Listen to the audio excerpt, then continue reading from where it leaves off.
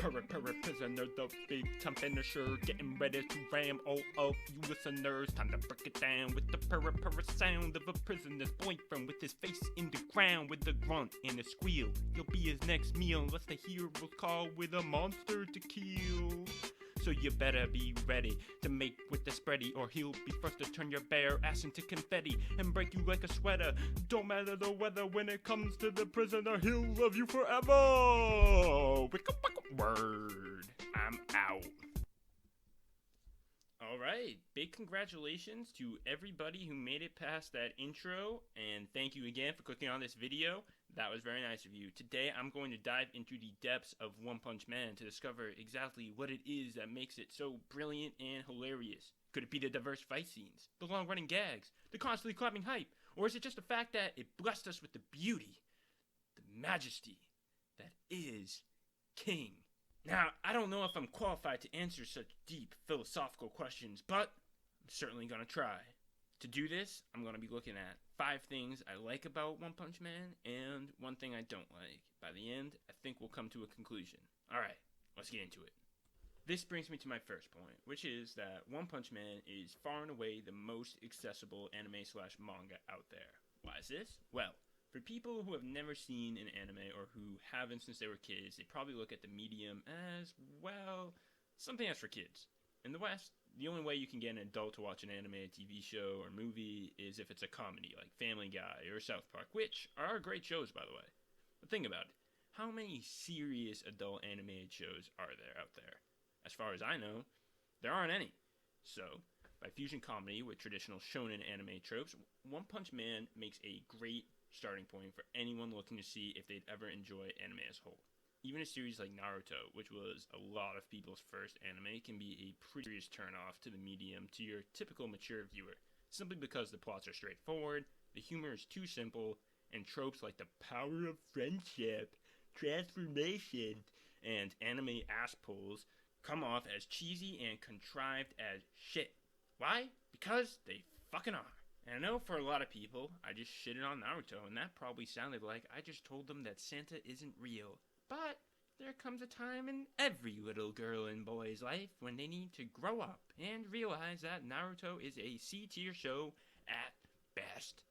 In One Punch Man, the plots are similarly straightforward, but the humor generally derives either from a satirical take on the genre or plot-related gags. I mean, the plots never resolve themselves through ass pulls or heartfelt, cheesy, real friends type of bullshit. And if there's ever some kind of cheesy transformation, it's only to joke about the fact that transformations are so over the top and ridiculous.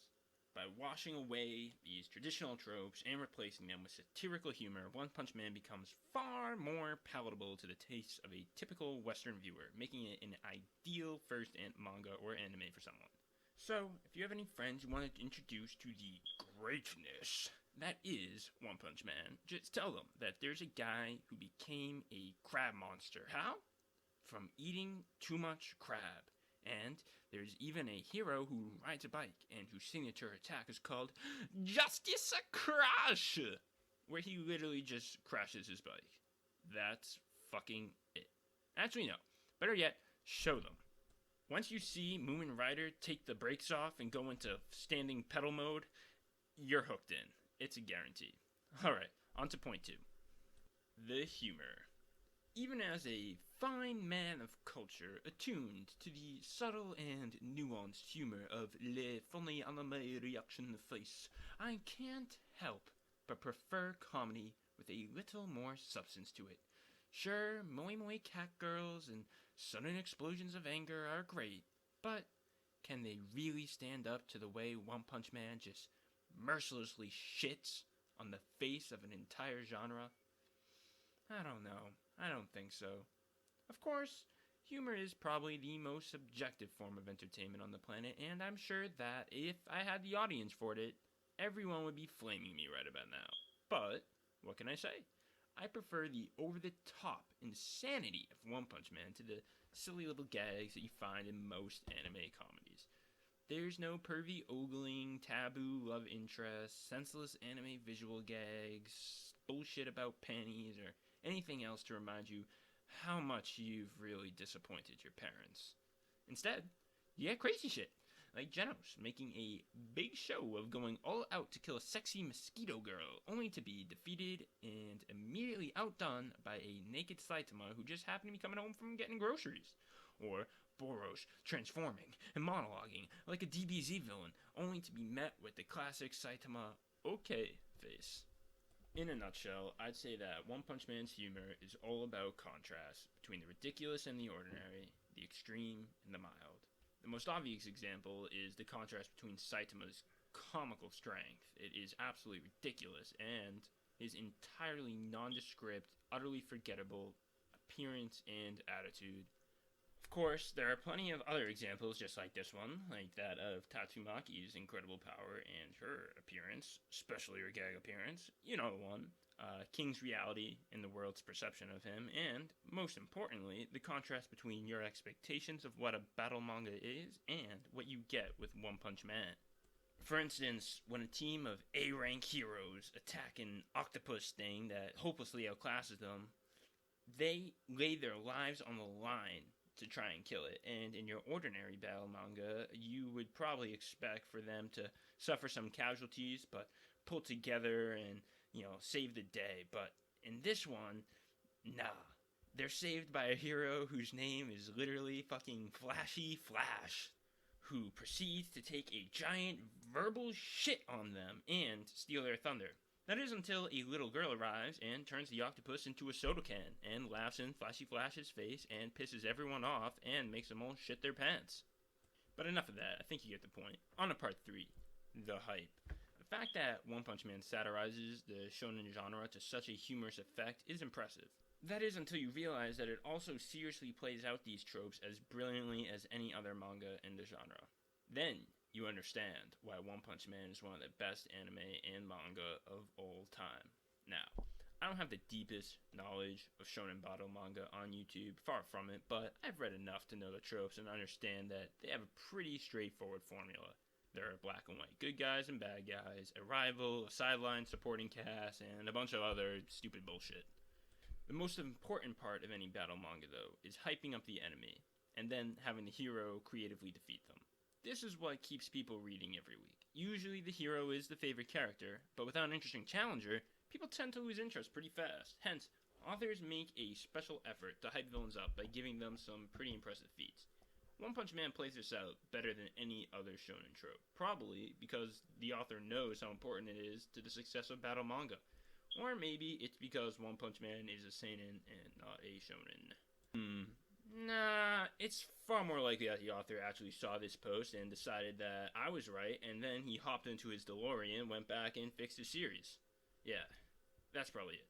Anyways, almost every villain that Saitama has had to face, from the Deep Sea King to Carnage Kabuto to Boros to Orochi to Garo, each one was hyped up by defeating other heroes who were supposed to be strong, demonstrating S-rank feats, or at least by being benchmarked against their henchmen. But yeah, literally every other battle manga does this. You said so yourself 5 minutes ago. What the fuck are you talking about? Aha, my astute listener, a most apt point. My thanks for paying attention thus far, but you see, One Punch Man is different from other manga due to one simple point. The hype building is its own form of payoff. See, in most battle manga, the villain is benchmarked solely for the purpose of proving him to be a credible threat to the hero, so that there's some excitement and payoff when the hero finally faces him down. But, in One Punch Man, this would never work. After all, the whole point is that the hero is OP as fuck and wins every battle in one punch. So, in the interest of keeping the fights compelling, the author writes these hype-building fights like other authors would probably write their main event. One, though, saves those main events for a comedic gag. But by employing a diverse supporting cast of A and S rank heroes, one manages to create unique and interesting fights that showcase all of these different individual fighting styles while also demonstrating the capabilities of the villain and building hype for the final showdown. By doing this, the author creates far more numerous, varied, and creative final boss type fights than most battle manga while still hyping up the final villain. At the core, though, battle manga are all about the fights, so it's no small compliment for me to say that were One Punch Man not one of the funniest manga on the market, it would still be top rated. On to part 4, the supporting cast. More than just vehicles for fun fight scenes, the supporting cast of One Punch Man features a lot of characters that are interesting and funny in their own right. Genos, King, Fubuki, Bang, Tatsumaki, and even more minor characters like Child Emperor, Super Alloy, Darkshine, Moomin Rider, the Helmex Samurai, and of course, Pretty Prisoner. All of them come equipped with unique personalities, backstories, goals, and even their own special gags. Let's use Fubuki as an example, since she's one of my favorite characters for obvious reasons. All her life, she had to live in the shadow of her older sister, who outclasses her in every way. Okay, maybe not every way, but most ways for sure. At least as far as hearing goes. Anyways, she creates the ridiculous blizzard bones to compensate for her weakness, but all of that goes to shit when she meets Saitama. And after that, we get the touching story of her coming to terms with her own personal strengths and her own shortcomings. But, best of all, we get to see her attempts to recruit Saitama to her team, only to be verbally eviscerated by Genos, over and over and over again. These dynamic stories and funny gags are found with almost every character I mentioned. The only difference is that usually the less important they are, the more polarized they are towards being either serious or comedic in nature. So for instance, Atomic Samurai generally isn't used for jokes, while King generally isn't used for anything but jokes. To make a long story short though, the supporting cast is what brings this series to life and makes it more than a funny premise. Without the supporting cast, the story would just be a one-shot gag, so spread some love to the guys who make the series worth reading and give Pretty Prisoner a pretty hug. Okay, that was fucking cringe. On to the next point. The mystery. See, this is something that's probably doesn't get talked about much with One Punch Man or manga in general, but for me, mysteries keep a story fresh and exciting to the reader. Sometimes just the question, what happens next, is enough to pull a reader in if everything else is done right. But as a rule of thumb, that's not the case, and in general, the more mysteries a series has, the better. For instance, a series that doesn't feature almost any ongoing mysteries is Dragon Ball. The reason why is obvious. The show was supposed to end like 2 decades ago, so the author wrapped up all those loose ends in preparation for that ending. The show is still interesting and entertaining, though, because the fans like the characters, and each new arc adds a little bit of intrigue. Compare that to a series like One Piece. Even though One Piece follows the kind of arc-by-arc formula that makes it almost feel as if it's a collection of short stories, it does feature a few overarching mysteries that keep fans drooling for more. What is the One Piece? Who is Imusama? How did Blackbeard eat 2 devil fruits? What is on Raftel? What happened during the Void Century? Etc., etc. One Punch Man, being the amazing series that it is far closer to One Piece than to Dragon Ball in this regard. Early on, the series introduces the reader to a host of questions that keep the reader tethered to the series for life. Who is Blast? What's this threat to the world? What's the deal with Watchdog Man? Why does he look so similar to Saitama? What's the source of Saitama's power? Who is the evil cyborg? What will be the Heroes Association's reaction when they learn that King is a fake? Is Puri Prisoner a Puri Prison rapist? Does he have a boyfriend? Is it an open relationship? Where does he get those fucking sweaters from? Etc. etc. This is a part of fiction that I think goes overlooked by a lot of people, but it's very important to keeping it interesting. Once a series runs out of interesting and long-running mysteries, it runs out of the danger and excitement that made it great, and it turns into a very predictable exercise of plot fulfillment. Of course, like Dragon Ball, a story without much mystery can still be entertaining, but it will never reach the heights it could have if there was a little bit more suspense underpinning it. Now for the one thing I don't like. The easy thing to say here would be the animation, especially given what Season 2 has been serving up to us, but I think that would be a little bit of a cop-out given that Season 1 had great animation and that Murata is an amazing artist when it comes to the manga. Instead, I'm going to make a manga story critique here and say that I think that the Monster Association arc dragged a little bit in the middle. Some of the fights that we got to watch were a lot of fun, sure, but even too much of a good thing can turn it bad, and I think that's kind of what happens here. It was great to see a lot of the supporting heroes get final boss type showdowns, especially Flashy Flash, but most of these clashes, they simply lasted a little bit too long, which caused my interest to wane a little bit. This is definitely a very minor critique, and it really didn't bother me all that much. But when it comes to a show that's this good, it's kind of hard to find anything major to dislike. So, that's it for today, guys. Thank you for watching the video. Be sure to like and subscribe. I almost said smash that like button, but then I remembered that I'm not a pussy. And be sure to comment down below what you thought of the video and what you think of One Punch Man Season 2. Alright, thanks again, guys. I'll catch you later. Bye-bye.